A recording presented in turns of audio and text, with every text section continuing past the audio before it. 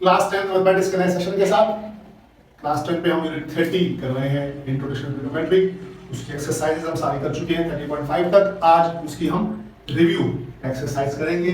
Review exercise हम इसकी कर रहे हैं और इस रिव्यू एक्सरसाइज के अंदर जो पहला क्वेश्चन है जो कि मल्टीपल चॉइस क्वेश्चंस के हवाले से है वो आपके सामने लिखा हुआ है और उसका सलूशन आपके सामने आ रहा है। ये 1 से लेकर 10 तक का सलूशन उसके सामने है। इसमें से एक-एक करके पढ़ देता हूं, इसमें कोई ज्यादा सॉल्व करने वाला नहीं है। The system of measurement in which angle is measured in radian is called CTS, MKS, circular system और hexadecimal system। ये हमने hexadecimal लिखा हुआ आपके सामने इसका आंसर, ये hexadecimal system। उसके बाद इसके एंगल की डेफिनेशन में दी हुई है, the union of two non-linear rays at common vertex is called an angle। ये एंगल लिखा हुआ है। नंबर ए इसका पार्ट है जो उसका सॉल्यूशन है। उसके बाद उसने कहा 10 डिग्री इक्वल्स टू डैश, ये है यहां से इस आंसर में हमने लिखा है 10 degree equals to dash minute. तो चूंकि हमें पता है कि 1 डिग्री जो है वो बराबर होता है 60 मिनट के, लिहाजा 10 डिग्री बराबर होगा 600 मिनट के। यही हमने इसका आंसर लिखा हुआ है। उसके बाद नेक्स्ट है हमारे पास ये वाला 5 पाई अपॉन 4 रेडियस कितने डिग्री बराबर होगा। तो ये पाई अपॉन 4 का रेडियस आप याद रखिए, पाई अपॉन 4 जो है वो 45 डिग्री होता है। तो 5 से मल्टीप्लाई करेंगे तो ये 225 डिग्री आएगा ऑटोमेटिकली। ये हमने 225 इसका आंसर लिखा हुआ है, मुश्किल काम नहीं है, इसमें इस तरह से कैलकुलेशन करनी है। उसके बाद है आपके पास 1/2। नेक्स्ट है आपके पास, इसको मैं बता देता हूं आपके सामने से। जो नेक्स्ट है आपके पास वो है pi upon 1/2 sec 45। 1/2 sec 45 degree. अब ये sec 45 डिग्री की आपको वैल्यू पता होना चाहिए। sec 45 जो है वो cos 45 का इनवर्स होगा। cos 45 बराबर होता है 1/√2 के, लिहाजा sec 45 बराबर होगा √2 के और 1/2 को मल्टीप्लाई करेंगे √2 से तो ये आएगा आंसर √2/2। ठीक है जी। उसके बाद हमारे पास cosec थीटा sin थीटा छठी जो है ये लिखी हुई है इस तरह से, ये लिखी हुई है cosec theta into sin theta. अब ये sin थीटा cosec थीटा इसमें रेसिप्रोकल है तो दूसरे रेसिप्रोकल कट जाएंगे तो आपके पास 1 बच जाएगा। ठीक है जी।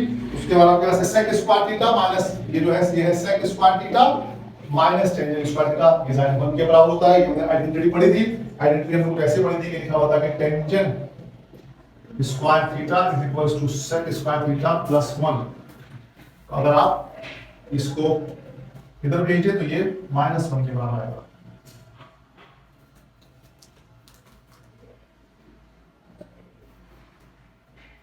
ठीक है जी, ये आपके साथ हो गया।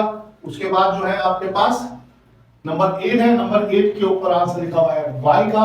इसमें sin थीटा उसने पूछा हुआ है, यूनिट सर्कल की बात की हुई है। उसने कह रहा है कि in unit circle for point xy sin theta equals to y cos theta x होता है sin थीटा y होता है। अब ये कह रहा है, अगले में कह रहा है कि अगर sin थीटा बराबर -√2 के, ये कह रहा है कि sin थीटा अगर बराबर हो -1/√2 के तो ये जाहिर है कि लाई करेगा। sin थीटा जो है नेगेटिव होता है क्वाड्रेंट सेकंड में, सॉरी क्वाड्रेंट थर्ड में और फोर्थ में। और ये कह रहा है कि अगर ये थर्ड में लाई करेगा, अगर ये थर्ड में हो तो फिर ये बताना है आपको कि टेंजेंट थीटा क्या होगा। तो अगर ये थर्ड में हो तो थर्ड में टेंजेंट थीटा पॉजिटिव होता है तो वो 1 के बराबर होगा हमारे पास। ये हमने 1 लिख दिया, इसका टेंजेंट थीटा 1 के बराबर होगा। An angle of elevation if an object is above the level of an observer, then angle formed between the horizontal line and observer line of a side is called। ये हमने कहा था कि ये अगर आपकी आई साइड है, ये अगर आपका आई एंगल है और ये आपका लेवल है आई का, अगर इसके ऊपर कोई ऑब्जेक्ट होगा तो आपका एंगल ऑफ एलिवेशन बनेगा। यही इसने पूछा हुआ है आपसे, यही हमने इसका आंसर आपको बताया है कि ये एंगल ऑफ एलिवेशन है। ये 10 MCQs question number 1 exercise review exercise 30 का क्वेश्चन नंबर 1 इसकी 10 एमसीक्यूज यहां पर सॉल्व होती है। ये आपके सामने इनका सॉल्यूशन लिखा हुआ है, आप देख लीजिए इनका सॉल्यूशन और हमने इसको सॉल्व करके दिखा भी दिया आपको। कोई मुश्किल इसमें नहीं है, ज्यादा आसान सी बात है। क्वेश्चन नंबर 1 आपका कंप्लीट हुआ रिव्यू एक्सरसाइज का। हम ट्रिग्नोमेट्री इंट्रोडक्शन टू ट्रिग्नोमेट्री का चैप्टर कर रहे हैं यूनिट 30 दैट इज, और क्लास 10th मैथमेटिक्स का ये लेक्चर था। इसमें हमने रिव्यू एक्सरसाइज 30 का पहला क्वेश्चन सॉल्व किया।